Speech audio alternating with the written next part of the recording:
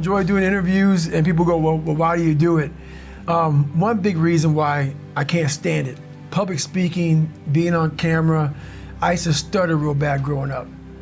So you're always having to face these fucking demons that come out of everywhere. You know, people think, you know, because I'm decently successful now, successful not monetarily, but just I've overcome a lot and I have a nice looking resume. But I'm still every day, you know, just battling. So this is why I do it. I do it for my own personal, you know, fears and younger thing about, fuck man, I'll be out here stuttering and shit. I do them alone. You know, like I pick these hard things that most people think you can't finish anyway. So, you know, you go out there, you grind, you're alone, you're in your own head. I work best alone. I work best alone. So those are easier. You know, I figured out a way to kind of challenge, your mind, channel it and challenge it at the same time. And I figured out a way to kind of just have an indestructible toolbox in your mind. So those are easier. I have a gift. I have a gift. It's not a gift of gab. It's just a gift of saying, look, man, I'm vulnerable. I'm very, very human. I'm not God's gift. I'm not Superman. I'm not Batman. I'm not even Robin. But I did figure out some things along my journey. So if I kept myself introverted and closed in, no one would ever, you know, realize, man, that big, hard, tough guy over there, man, you know, he's just some superhuman, and they put a title on me. This way, I have to break myself down, let people know that anyone can be who they want to be. That foundation of life that I didn't have, that's how it started off for me, and it's progressively got worse. So when you have a horrible foundation, it's like building a house on a fucked up foundation. This is what you're gonna get. You know, any kind of earthquake or something happen, the house is gonna go down. Sometimes, you know, it doesn't even take an earthquake. It takes a little windstorm. So that was me. I was just a little windstorm away from breaking all the time, a windstorm away from breaking, but no one knew it. I walked around like I was a pillar of strength at a young age. But that internal conversation you're having back here is this weak little kid, very afraid. And I think that's what makes the book very powerful, because I take you there. I take you to that spot of, you know, I'm superhuman now, so you think. But a lot of people have a lot of problems that they can't overcome.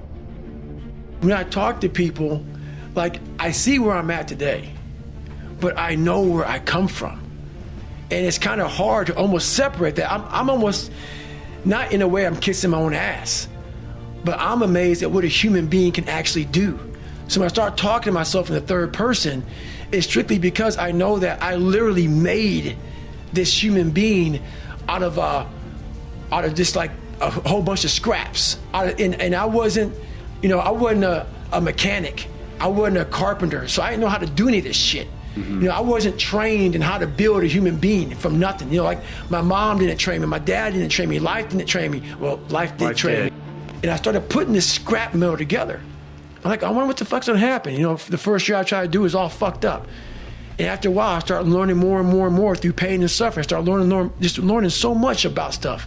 Before I knew it, man, I built this beautiful car. And I'm like, how the fuck did I do that? And I knew how, and I know how to do it because I have all the tools. Through all the failure I went through trying to build this person who's Goggins.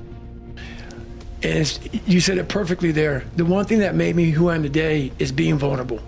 It's breaking myself down to the absolute rock bottom and being able to tell people who I am. And that's how I fixed it. Literally, being able to look somebody in the eye and say, you know what, man, I have a whole bunch of character problems, character flaws. I've lied about this, I've cheated here, I'm insecure here. This isn't the real me. I lied to you about that.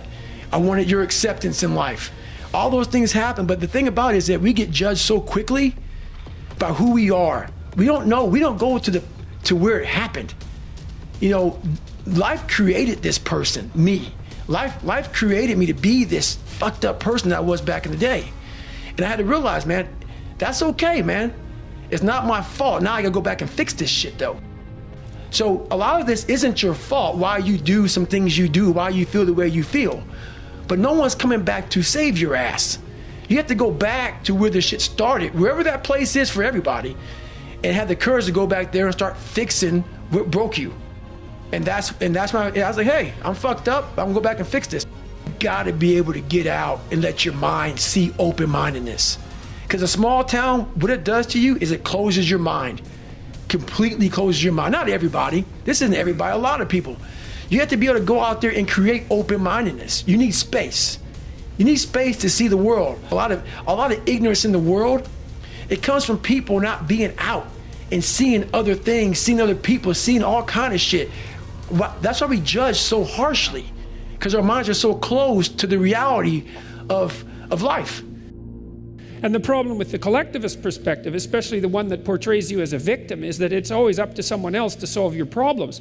It's not like you don't have the problems.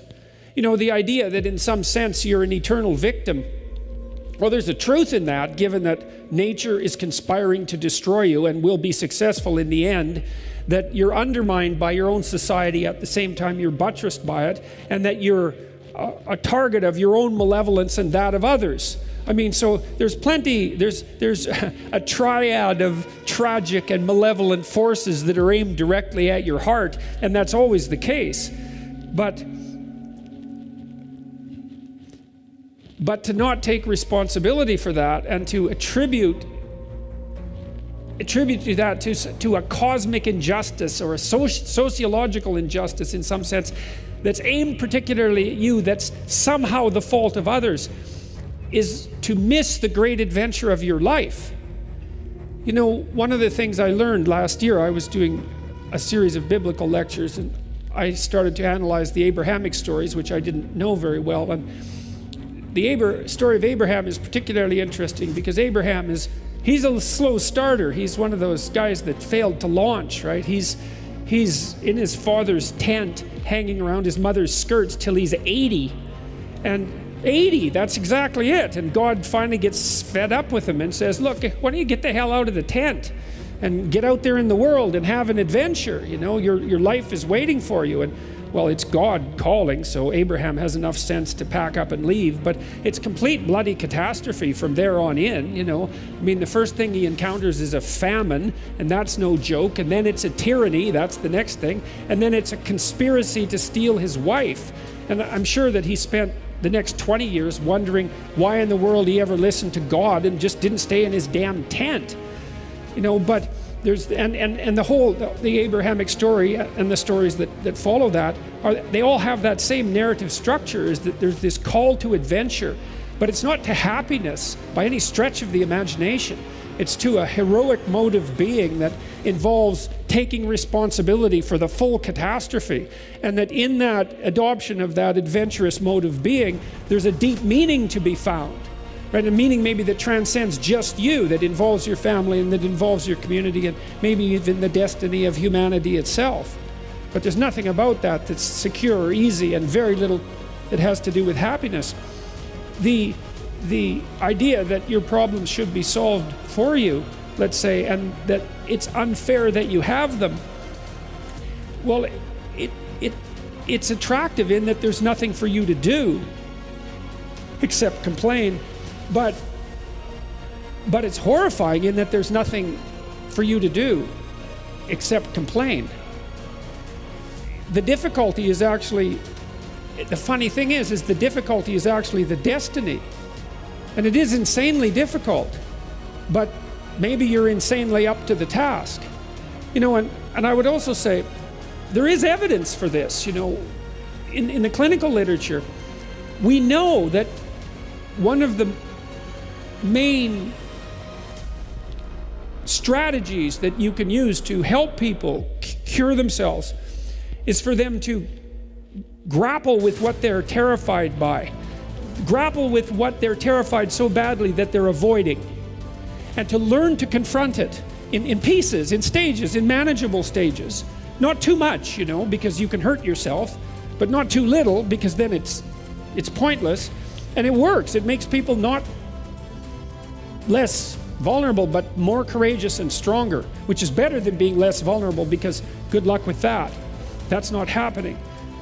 But you can be more courageous and you can be stronger. And if you take on the burden of confronting the catastrophe of your existence, then that happens. And it actually works. And that's part of what everyone is called upon to discover in their life, and partly what religious stories try to remind people of, in some sense, to wake them up, say, you're more than you think you are.